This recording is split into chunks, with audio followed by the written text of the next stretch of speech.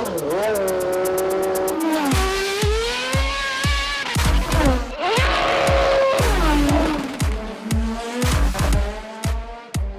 and welcome to Auto and Operator, the podcast that discusses everything IndyCar. And this week we are debriefing the Honda Indy Grand Prix of Alabama, just before the Phoenix Grand Prix this weekend, which will be very exciting, and I'll talk a little bit more about that later on. Will Power was on pole a lot last year, and it's not surprising to see him back on form. Elio Castroneves, again, a very good qualifier, but especially in the last couple years, he's really struggled to sort of make it happen and bring it home. I don't know if it's a strategy issue. I don't know if, he simply doesn't have the pace late in the race. I believe this race, he had some issue, either strategy or mechanically, like in one of the pit stops or something. But he did finish fourth, so that was a good result for him. Anyway, so Will Power on pole, back in form, race starts, had some pretty good battling at Barber Motorsports Park, especially given it's such a tight road course. If I'm not mistaken, that course was like designed for motorcycle racing or something. Like it's narrow. No one should expect hardly any passing, which we don't want to expect that because that's not very exciting. But there was a good amount of passing, and the first couple laps especially, there was some great battles going on. The first couple corners, it was all Dixon versus Pagenaud. Pagenaud got super loose out of turn one. Can't believe you saved that. But then that's how Dixon, got an edge around him. Hunter-Reay and Hinchcliffe were basically side by side through turns 1 and 3, and then of course they had contact. Hunter-Reay had a couple pieces of his wing fly off. They smacked Jones's car, which just pissed me off because poor Jones, he's doing so good, and he qualified 11th, I think, Bourdais 10th. And that just bummed me out because that really set him back. I think he finished 16th or something like that. But that guy was finishing top 10 for the past 2 races. So, I hope he gets back on the horse, and hopefully he doesn't get caught out in something like that at Phoenix.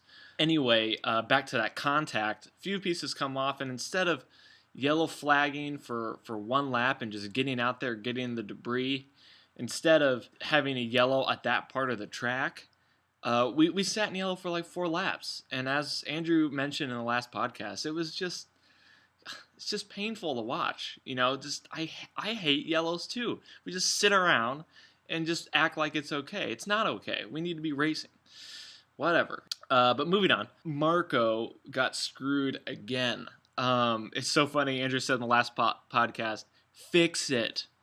Fix Marco's issues. He had another issue. If you watched the IndyCar remix for Barber Motorsports Park, they put in some audio there that gave a little bit of insight into his issues. He couldn't shift out of first gear or into any gear, to second, to third, to fifth, without it dying. So he had to putt around. This was actually in the pace laps. He had to pit, and then he pit again.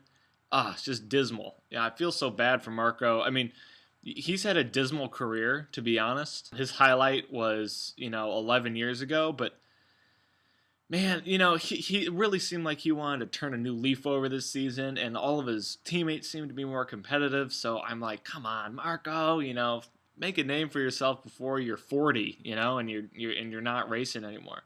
Unfortunately, the bad luck just keeps coming and coming for Marco. Kanaan and Elation had several battles throughout the race. And it was good because they didn't have contact, because I think Kanaan would have picked a fight with Elation if he cut down his tire or something again. I don't think that sort of contact is worth, blaming and moaning over. Unfortunately, it did wreck both of their races, and that's what I'm most excited about the new Aero kit in 2018. I'm hoping that sort of contact is less. And same with the Hunter-Reay and Hinchcliffe contact. I'm hoping that contact won't happen with this new kit. I'm hoping the wings, the whatever you call it, I hope it's slightly shorter than the wheelbase. So I'm hoping that's tucked in a little bit. So if we bang wheels, we're not tipping off little bits of debris and really screwing up the race. The biggest story in the Honda Indy Grand Prix was definitely Alexander Rossi. Unfortunately, we hardly got to see any of that action, because there was enough action going on up front that the director of the show was not flipping back to it, because there's no way they could have missed it, because this guy stormed from back of the field. He was like 18th, finished 5th. His engine didn't blow up right at the last second either, so that's great. Really pulling for Rossi. You know, he's showing pace this year. He's gonna win 1 or 2 races, I'm hoping. Also, a very good result for Joseph Newgarden. He was showing more confidence. He was battling with Simon Pagenaud, a pretty good battle, and fought off Scott Dixon. Had some balls there. That carousel corner, I'm not sure what corner it is. What is that? It's I think it's turn 5.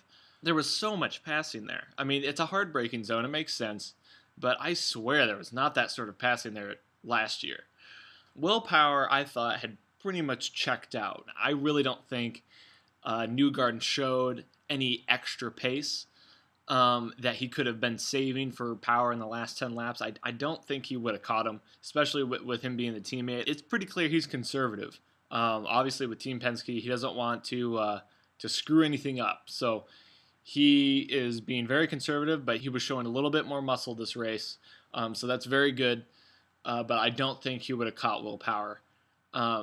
Will Power is just sort of the master when he's out front. He's the Jorge Lorenzo of IndyCar when it comes to getting out front and staying out front. Well, Lorenzo of the past. We won't talk about this year. So, good race. Unfortunate puncture for Will Power, but I'd honestly rather have Newgarden take a win home rather than Will Power. So, before I sign off, I have to give an honorable mention, albeit a very small one, to Charlie Kimball. If you saw on the race broadcast, contrary to Andrew's what used to be correct theory, Charlie Kimball made a very clean inside pass on Graham Rahal this past race. No contact, no dodginess. He simply braked later, was on the inside line, turned the corner, and got in front. Huge props, Charlie. Very excited for Phoenix, the first oval of the year. The best storyline I can't wait to see is how are Hondas on short tracks. If you recall, last year they were dismal on road courses, street courses, and short ovals. Anywhere where there's downforce, really, or a lot of downforce. So this year they seem to have so much power they could sort of push through any crap arrow that they have. They have shown great pace at street courses and good pace at our first proper road course, so I'm really curious to see how it turns out at Phoenix. So please stay tuned. There will be another auto and operator coming out next week talking about the Phoenix Grand Prix. Please comment, let us know what you think, and thank you for following us. We'll talk to you next time.